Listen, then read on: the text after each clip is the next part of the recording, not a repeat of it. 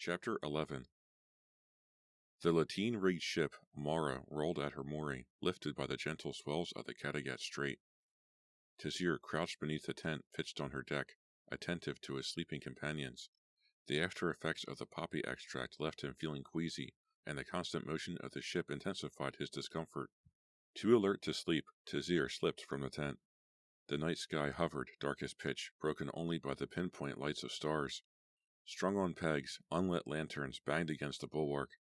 Tizir wandered to the taffrail and looked out over the black waves which lapped the hull.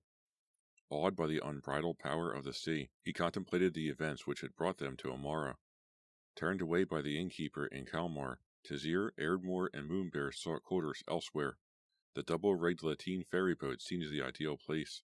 An encampment on its deck assured them that the ship would not sail without them, and surely the Baron's guards would never think to search Amara 2 days before her casting off. Tizir balanced a foot on the gunwale, recalling his dealings with the sunburned captain.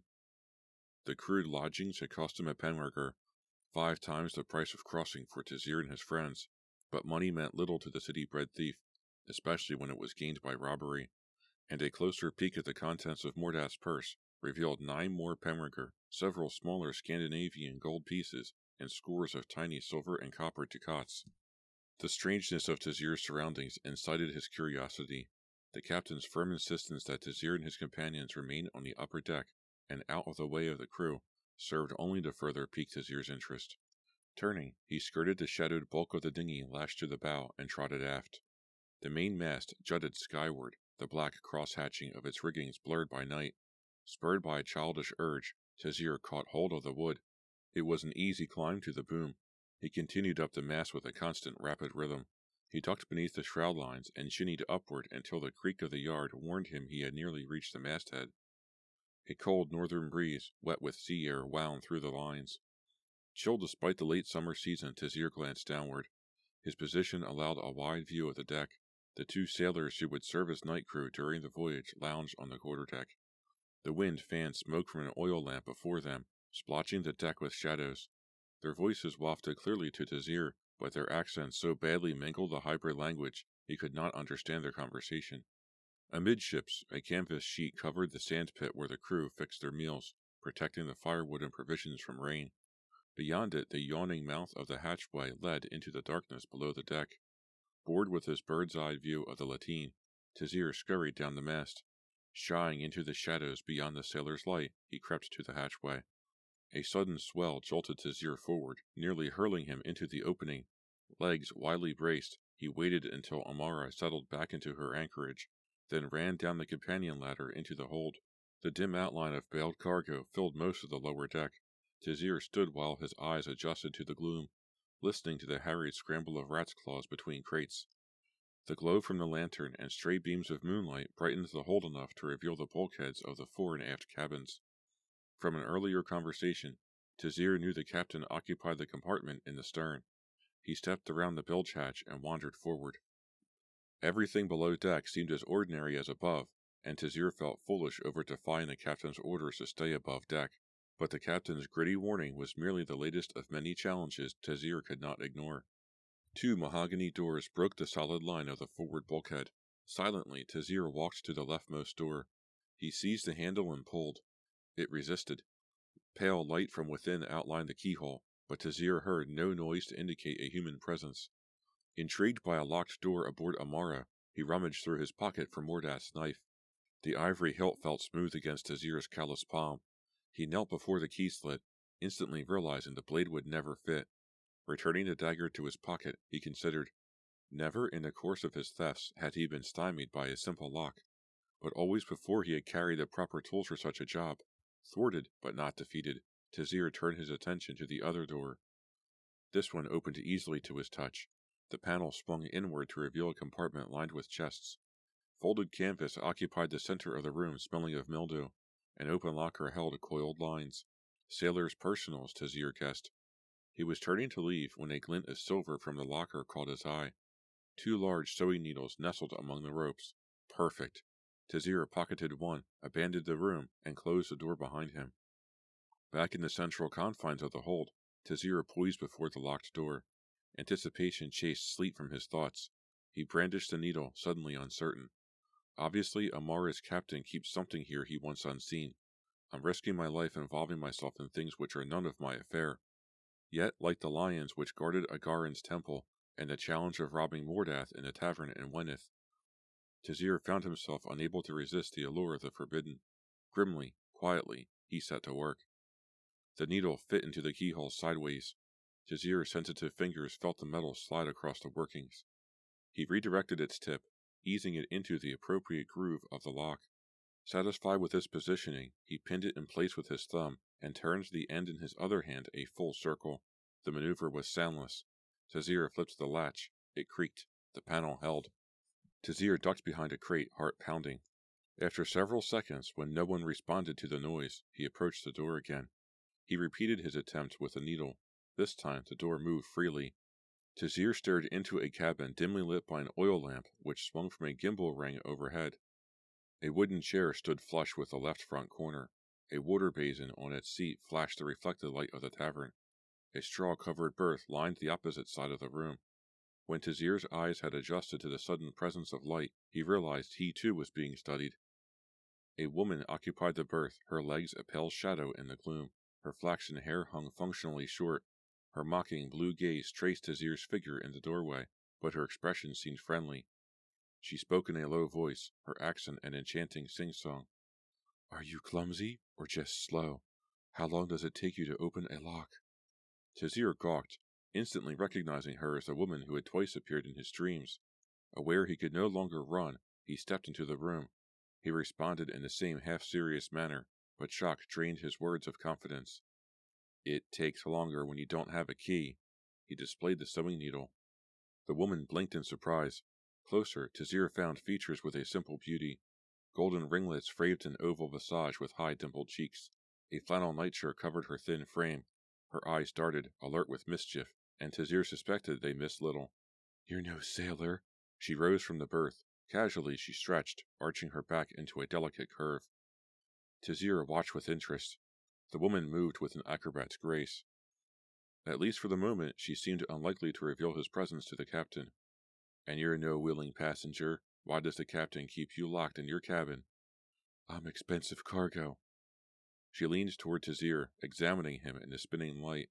"My name's Astrid. Thanks for rescuing me." Abruptly, she dodged past him and ran for the door. Caught off guard, Tazir scrambled after her. He dove for Astrid's retreating form. He crashed into her legs, sprawling her to the deck. She twisted. Her feet pounded Tazir's chest. Her fingernails slashed his face.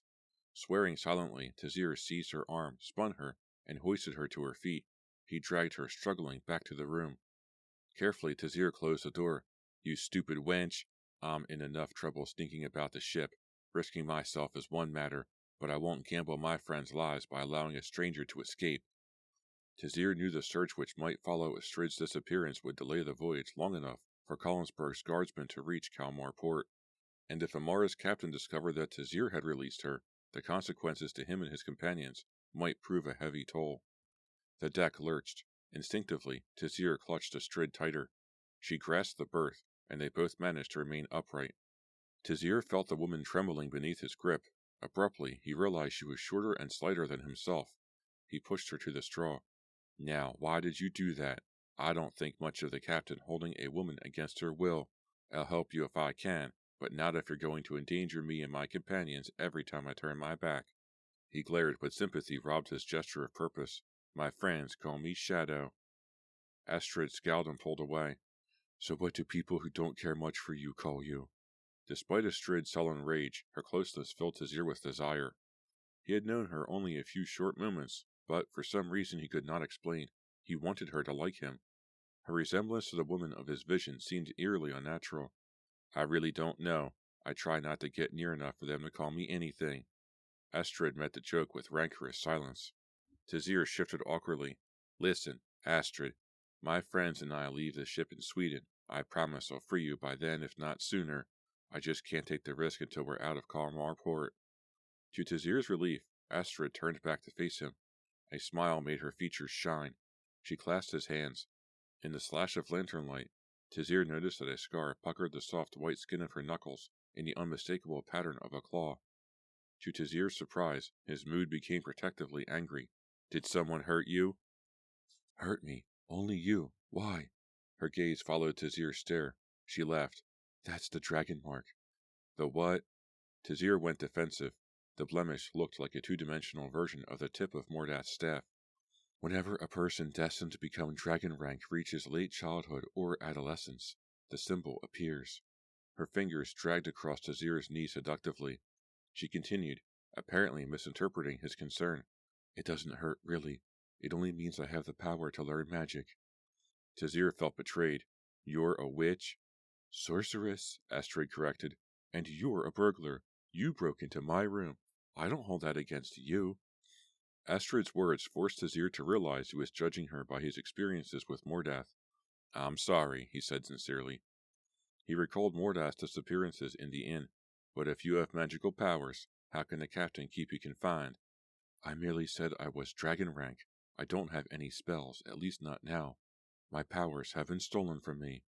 "How?" asked Tizir, truly interested. Astrid sighed. Her face went soft with sorrow. "It's a long story, and you'd best leave before the sailors come to check on me."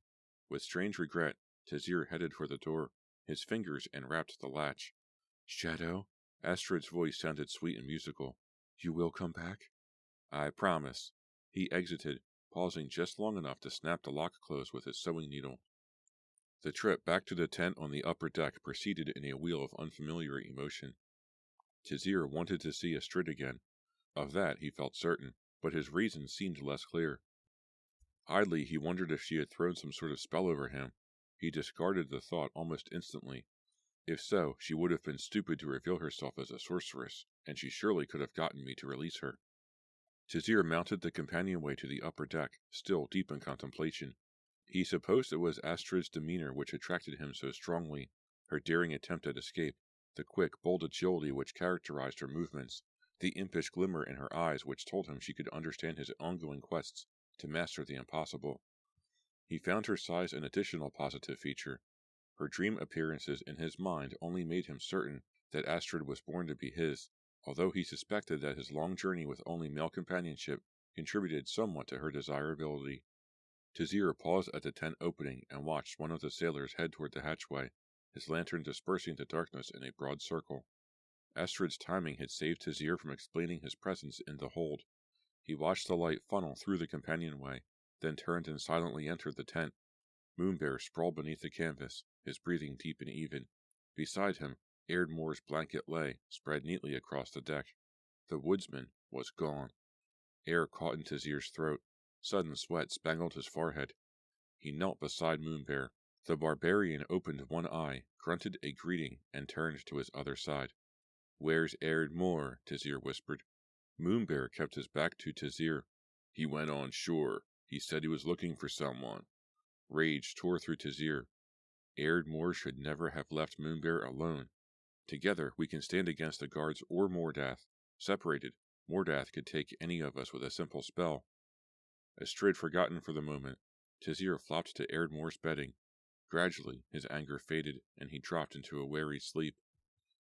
Tizir awakened in the false prolongation of night supplied by the tent. He was alone. Voices wafted along the deck. The captain's rasping accent was unmistakable. "Water stayed unusual calm. The Catagut's a monster most times. Most captains won't chance her. That's why my few trips a year's so profitable." Tizir heard the man spit. "Me and them crazy Viking pirates up yours the only ones who will brave her. No offense, of course." Amusement colored Moonbear's reply. "None taken." Tizir yawned, pressed wrinkles from his clothing, and trotted out onto the deck. The sun hung well above the horizon, blazing like torchlight. Smoke trickled from the sandpit amidships. Even from a distance, Tizir could see half a dozen figures before the cooking pit. The smell of salt and fish twined over the deck, reminding Tizir he had not eaten the previous evening. Tizir quickened his pace. Nearer he recognized the crew, most of whom had spent the night in Kalmar's inn. The captain sat on one side with Moonbear, apparently pleased with his new audience. "Course," Amara's captain continued. "I spends half the year ice-locked in the harbor." He broke off as Tizir approached. "Well, here's your little friend. Slept a good dawn away. Mornin', Shadow. Hungry? Nodding, Tizir sat cross-legged beside Moonbear. The captain rose, went to the cooking pot, and ladled chowder into a wooden bowl. Tizir seized the time his short absence allowed. Has Erdmore returned? No. Moonbear watched the captain stride to the rhythm of the swells. Amara's captain passed a steaming bowl and a short wooden spoon to Tizir. Ever eaten cod chowder? Never, Tizir admitted. He shoveled some into his mouth. It tasted unfamiliar but pleasant. It's good, Tizir said around the mouthful. The captain beamed. Wishing to capitalize on the seaman's mood, Tizir phrased his query delicately. Last night in the tavern, I heard one of your crewmen mumble something about a woman on board. Now, I don't believe in those mother stories, but I thought you seamen felt the presence of a woman on a ship as bad luck. The captain's expression went icy. The crow's feet around his eyes deepened. His gaze played over his crew. Which man spoke? Not wishing to implicate any man with his lie, Tizir continued. Please, Captain, if I had known my babbling might make trouble for the sailor, I'd have said nothing. The blame is all mine. I've developed a bad habit of listening to private conversations. The captain seems to accept the explanation easily. A gare's cursed storms. Least I knows to curb my tongue with you aboard. We've a missy in the hold. I's paid well to ship her, and weller to keep her presence secret. She's a Norsen, headed away far north to Mjolnir to become a king's bride. So Astrid's getting married? Disappointment sifted through Tizir's thoughts. The captain went on with his disclosure, apparently glad to pass the information. Small thing, pretty in her own ways, but not the sort men'd kill for. Well aware of Astrid's attractions, Tizir pressed further. Why do you keep her in the hold? The captain turned his attention to his chowder, as if bored by the subject of conversation. Strange things. Keeps telling my men we've made a mistake, but I's paid to take her to Mjolnir, and that's where she goes. Can't fathom why a missy'd fight against becoming a queen. Neither can I. Tizir pondered the thought, knowing precisely where to find the answer to such a question. Next time I visit Astrid, there will be explanations. But before Tizir could push the matter further, one of the sailors approached his captain. The crewman spoke in a rapid patter of Pidgin Scandinavian, intermingled with punctuated bursts of the Baronese tongue, and an unrecognizable language which matched his coarse accent. His swarthy features and the coiled black hair which covered his skin marked him as a foreigner. His tone was conversational, but the word Cullensburg sifted clearly from his broken speech. Tizir turned to Moonbear, hoping the barbarian would know enough of both languages for clarification. Moonbear did not disappoint Tizir. He told the captain an armed patrol camped last night, a half-day's walk outside of Kalmar. He paused, listening, then continued. They wear red and black uniforms. Kalmar's constabulary rode out to meet them, but they have not yet returned. Tizir drew a ragged breath. Impatiently, he waited until the sailor finished reporting to the captain and returned to his fellows. Pushed to quick action, Tizir did not trouble to hide his motives. Captain, can we sail today? Amara's captain studied Tizir from beneath beetled brows. Are you mad, son? The sails are furled. There's merchants still heading on. An early cast-off will cost me gold. Gold. Concerned for his friends' lives, Tizir was annoyed by the captain's obsession with money. He jabbed his fingers into his pocket and jerked free Mordath's purse without bothering to secure the string. The pouch flopped open in his hand, spilling its contents. Gold, silver, and copper fell like glimmering rain. A spray of coins scattered across the deck. Some rebounded from the hatch combing and the cooking pit. They settled on Amara's rolling deck. In the shocked silence which followed, Tizir's voice emerged unusually loud. Will that cover your losses?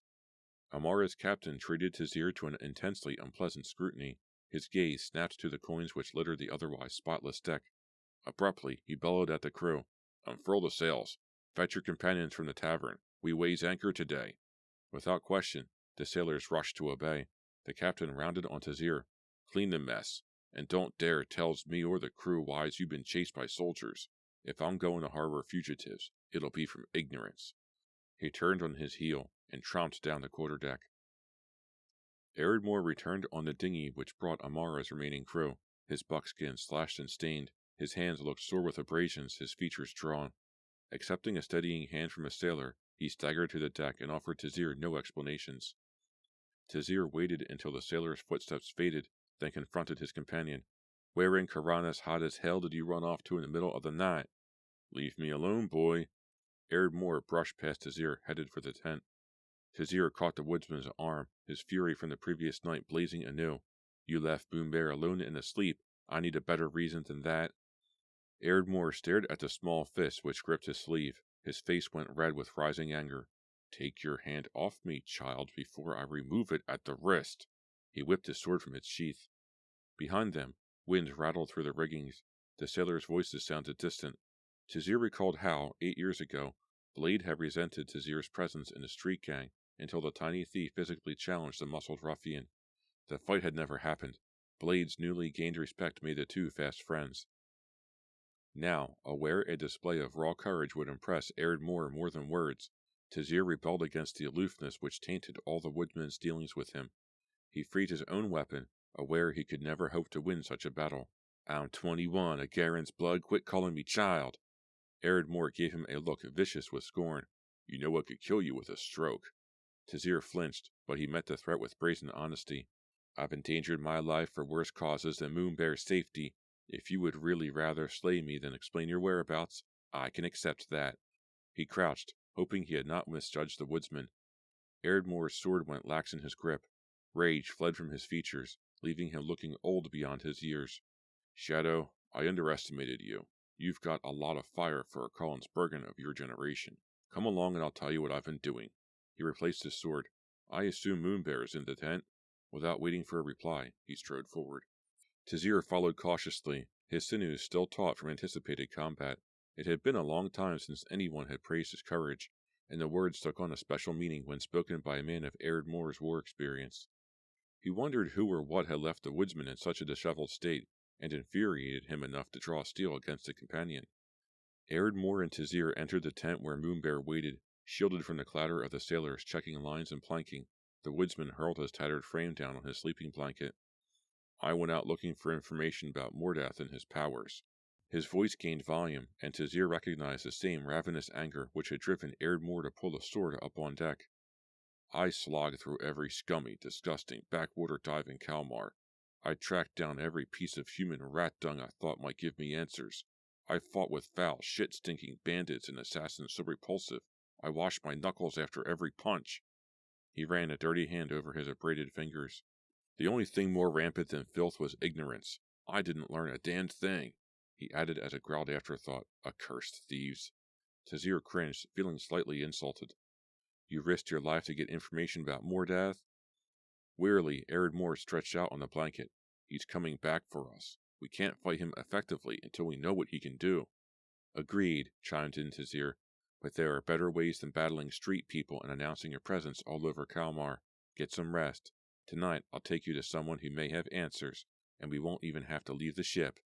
Despite fatigue, Ardmore seemed interested. There's someone on board who... Tazir silenced him with a wave.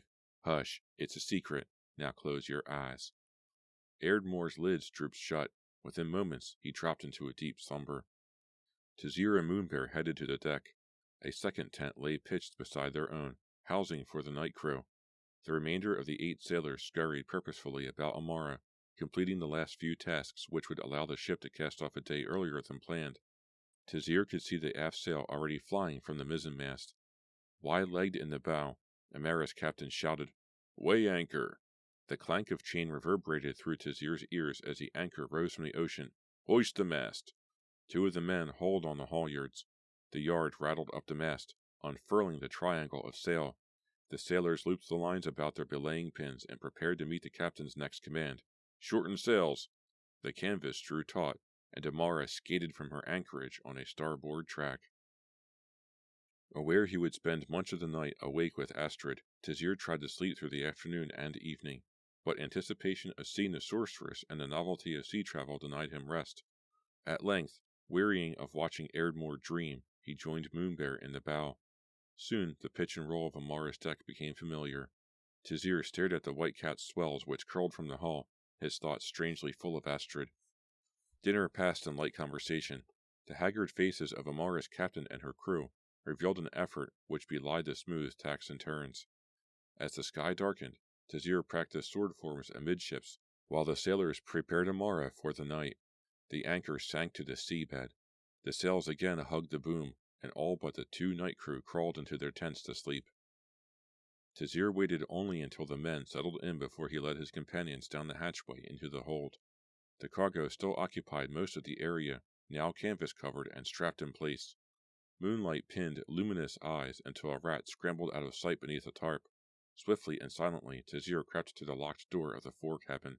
He snatched the mechanism open with a sewing needle and waited for his companions to catch up. When Ardmore and Moonbear came up beside him, Tazir turned the latch and pushed the door. The panel swung inward soundlessly. Before Tazir could step within, Astrid hurled herself into his arms and whispered greeting. "Shadow, Thor's justice, you did return."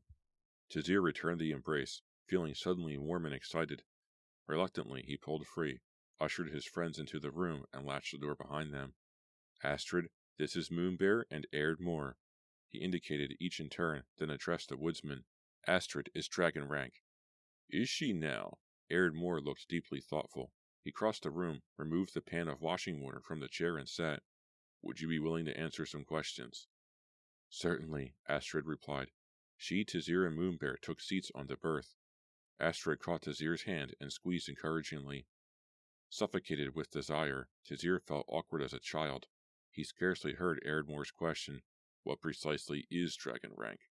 "It's a method of magic which draws upon the caster's life energy.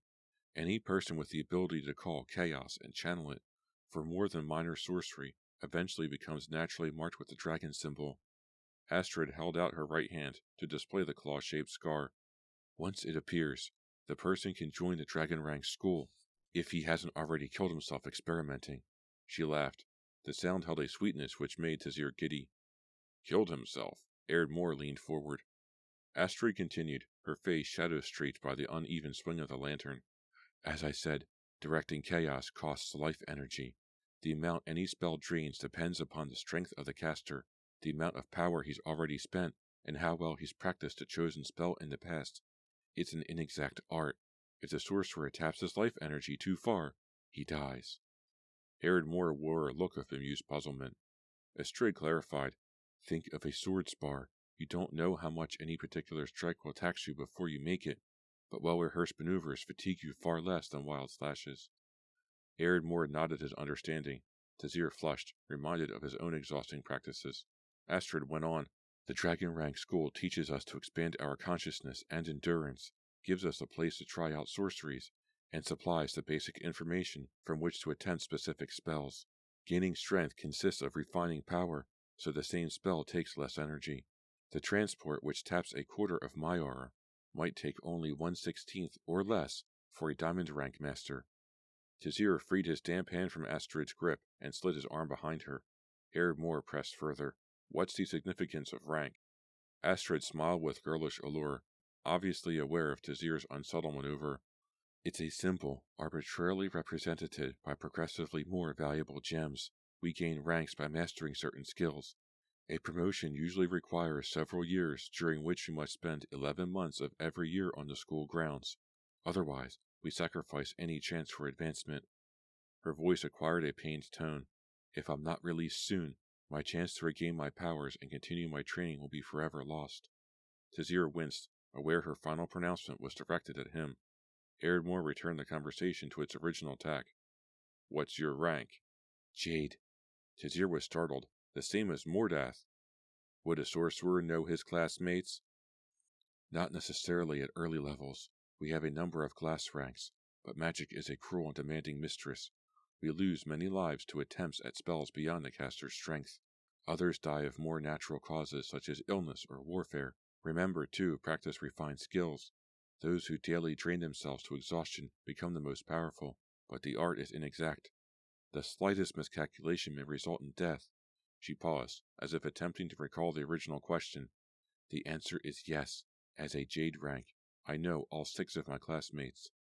"Mordath," said Ardmore. Astrid glanced up as if slapped. Her voice went icy. "I know him." Ardmore grinned, displaying stained teeth. "What can he do?" Astrid scooted back against Tazir's arm.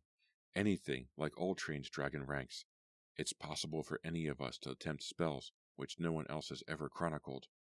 But the cost and power would be unknown, too great for anyone short of ruby rank to try." Her gaze flitted from Moonbear's unrevealing visage back to Ardmore. "He can do nearly anything, but he's most likely to use spells he's practiced. It eventually becomes necessary for every dragon rank to strictly limit his repertoire to make the spells he knows more powerful and less costly. In other words, if a sorcerer concentrated on a single spell, he could learn to cast it without hardly any expenditure of energy and as often as he needed it. Additionally, the same way some men have a natural leaning towards swords or bows or polearms, dragon ranks often have tendencies towards certain types of spells. Magics of a specific bent might be more easily learned, thereby costing less life energy. The strongest dragon ranks are usually ones with such a bias, who concentrate on their natural strengths. Mordath? Prompted Erdmore. Astrid patted back strands of yellow hair. Weather spells mostly. It gives him a nice balance of attack, defense, and general purpose. Of course, he knows the basic fillers, transport, weapon shields, and the like.